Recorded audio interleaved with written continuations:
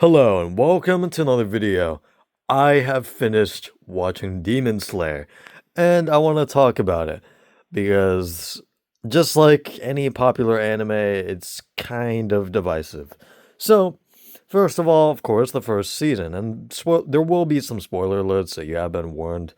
But overall, first season just starts off with a bang in the most like gut-wrenching way possible. Just starting immediately off with Tanjiro, just seeing Tanjiro's family just dead from a demon, and you don't even know who it's by. You don't know what the fucking demons are, but you just know that this family is just completely dead right in front of your eyes. And the only person that survived just became a demon and becomes like this ferocious like man killing, or not man killing, but human killing thing that feasts on blood, is a very, very horrible thing to watch, to put it lightly.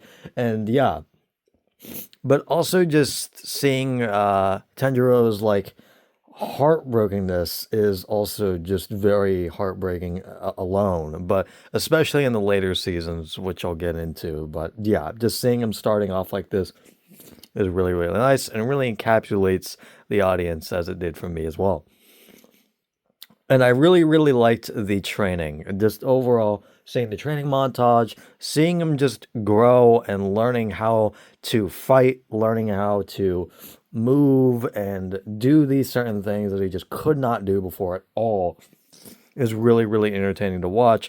And also seeing him cut that boulder was really, really cool for the first time. Like that was fucking cool as hell.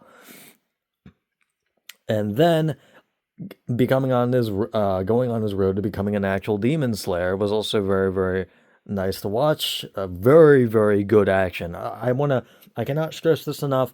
The action in this entire series is fucking phenomenal. And not even just the action, the entire fucking animation is beautiful. I mean, Demon Slayer is known for its amazing action, and it did not disappoint at all. It is just so nice to watch. And not only that, just how they're choreographed is great as well. It's not like way too fast paced to the point where you don't know what's going on. It feels fluid. It feels very, very nice. And that's what I like about it.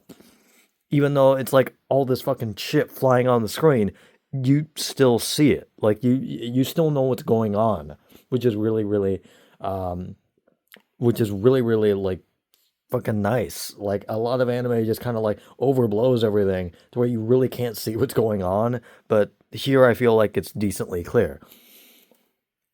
And then we get into him meeting other demon slayers, and it's really fucking nice. I just love him interacting with Inosuke, and I forgot the lightning guy's name. I'm sorry, I'm terrible with names. I only remember the boarhead name, as I said, Inosuke, but I forgot the lightning guy's name already, and I'm not gonna do another take of this video. I'm sorry, I just don't feel like doing it. But yeah, remind me in the comments.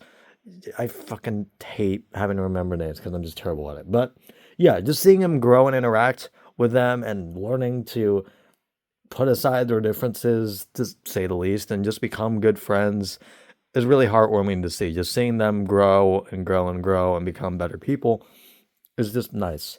But I know I'm making very general statements, but I don't know. Like when I'm like trying to talk about anime, it's a very general thing to me. It just feels very natural. There's not really a ton I can really complain about for a lot of anime.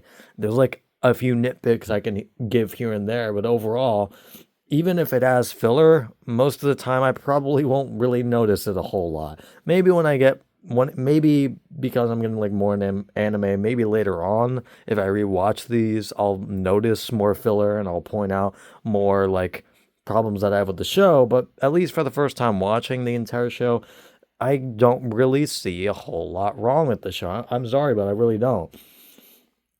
And then we get on to season two, which I wasn't really super into. The Mugen Train arc was pretty cool at first, but I was still like not super into it until a Hashira died, which was like fucking eye opening. These Demon Slayers, which were at the top of their game, were known to basically just be like very good, again, top of their game, the best of the best. Seeing them just get wiped out, not even like that, and like a fell swoop, just like not even super difficult. It was really, really just eye opening to witness. And I know like they've said that they killed Ashira, but just seeing it on screen was just gut wrenching. Really, really just gut wrenching. And also just seeing Tanjiro's reaction to this entire thing, especially when he was trying to become a disciple of the flame fucking Ishira. I forgot his name, man. I suck with names. But yeah, especially just seeing him just die right in front of his eyes is very, very heartbreaking. And then we get to probably the best season, honestly, of the entire show. I was not expecting this at all, especially since it had a kind of slow start that I wasn't super into. This is how I go with most animes. Like, when I first get into it, oh, it's slow. It's starting off slow. But then after it picks up the pace and really starts to gain momentum, I'm like, holy shit. And that's how I felt about the Entertainment District arc. It was fucking phenomenal. Even the slow parts I now reconsider as to I can see that they were building up to this insane fucking fight at the end. Because holy shit, the action at the end of this goddamn season is fucking great. And not only that, but seeing Tanjiro just go, and Nezuko as well, just go somewhere you have never seen them go before.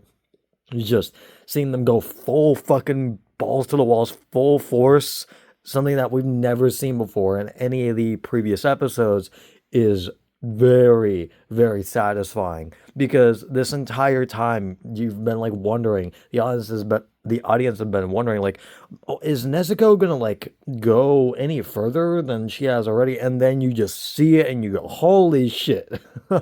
But yeah, just seeing Nezuko just go full on demon mode, like literally, is really, really satisfying to watch.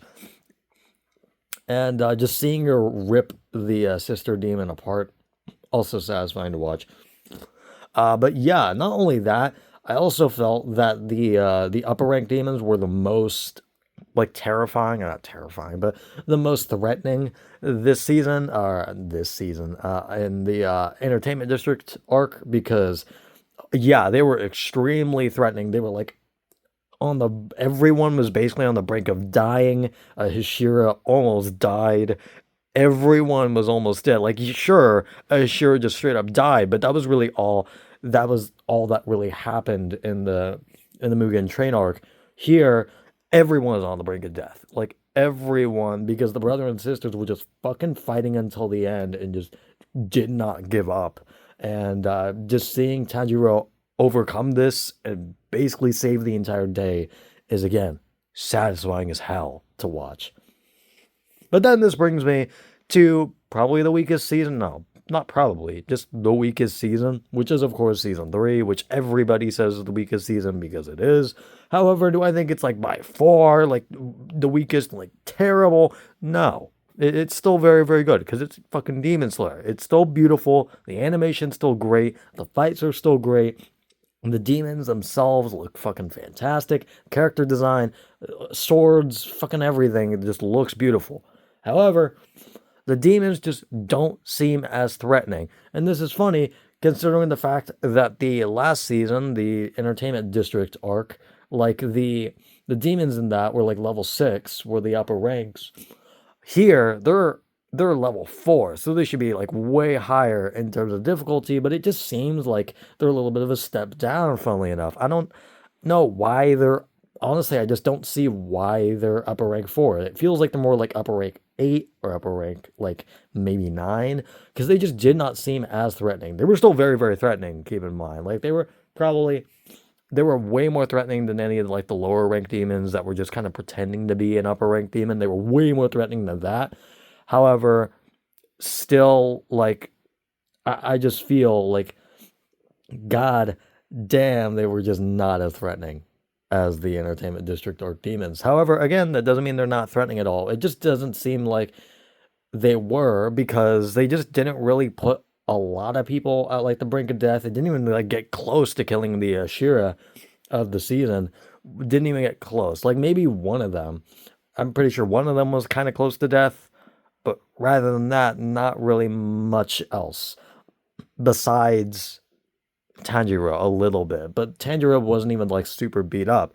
The one that was very, very, like, very, very gut wrenching to watch was right at the end of the season, Nezuko. But seeing like that she got saved right at the end is so fucking got it. It just like took all the emotion out of me and put it back in just seeing her survive. And you don't even know how she survived. And most like that's the most like anticipated part. You want to know why she survived.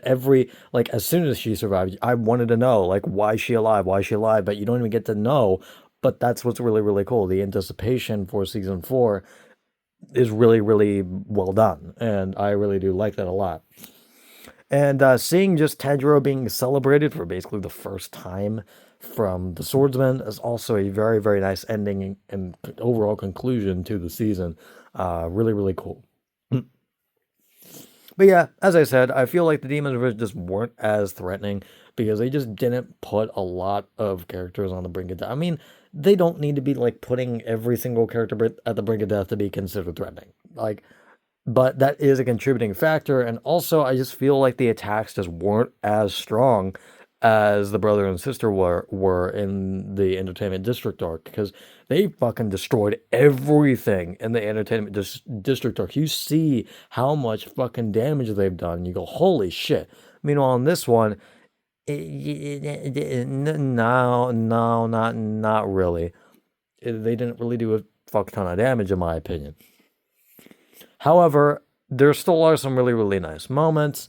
I do like the flashbacks in this season a lot. I feel like they actually do contribute a lot more than they take away. I know a lot of people can rag on Demon Slayer for giving like a bunch of flashbacks and then them getting like motivated to do this sort of thing, but it makes sense. Like it makes sense. It's kind of like a life flashing before your eyes type of thing. So I feel like it does make sense. And also, a lot of people give flack to Demon Slayer, especially Tanjiro, the main character, because, you know, it feels like he just never gives up. Even when he's like fucking bleeding beyond belief, he still manages to get up. However, that not only makes sense for his character, because he just generally is extremely motivated to get shit done, but not only that, especially in the later seasons, you can argue, and I'm going to argue as well, that he learned a fuck ton of breathing techniques so he can slow down that pain. Even if it's not explicitly stated, it's just kind of implied that he's going to slow the pain down over time, because you know that he's basically almost mastered the breathing techniques that he's learned. So it makes sense why he keeps trying to get back up, especially since, again, he has learned to slow the pain down and just deal with it until he finishes his fight. It makes sense. You know, I know why a lot of people just don't like that, but I get it. I do think that is the reason why he keeps getting back up and doesn't feel the need to rest during a fight at all. But yeah, needless to say, I'm very, very excited for season 4. I'm very, very excited to see where things go from here and see how Nezuko survived in the first place, but also seeing on the main villain, again, terrible names, I forgot his name, but like, you know, the main boss demon, the big, if you've seen the fucking show, you know what I'm talking about, but the main boss demon, seeing how he will try to acquire Azuka, fucking, god damn it, Nezuko will be very, very interesting to watch.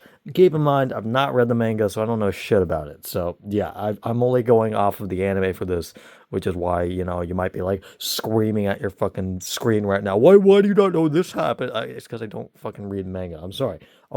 I'm gonna get more into manga. Don't worry. But for right now, I'm like only watching anime right now. Besides Berserk, I am gonna start Berserk, but don't tell anybody I said you that. Or don't tell anybody I said that. But yeah, and I will talk about Berserk, the manga. Don't worry, I will. But I don't have a whole lot else to say. I just have really liked Demon Slayer so far. Even like the weaker season, as I said, season 3 was a little bit weaker than the rest, but even so, still had great moments. And overall, the entire show feels honestly like an 8.5 to a 9 out of 10 for me. Again, I just can't see a whole lot of flaws with this. Even the numerous flashbacks don't really bother me a whole lot. Uh, as much as they kind of did in My Hero Academia at some points, even. But I feel like they do make more sense in this show. So, yeah, do I feel like this is better than My Hero Academia? I would say honestly, probably a little bit better, but still, I feel like My Hero Academia is still very, very good. So both of them I find very, very, very, very good. And I know a lot of people disagree with me on that. Although I am a relatively new anime watcher, so give me some slack. But also, I just like My Hero Academia. Just clear your jets a little bit. But yeah, that's basically going to be it. I don't have a whole lot else to say, and I will see you guys later. Goodbye.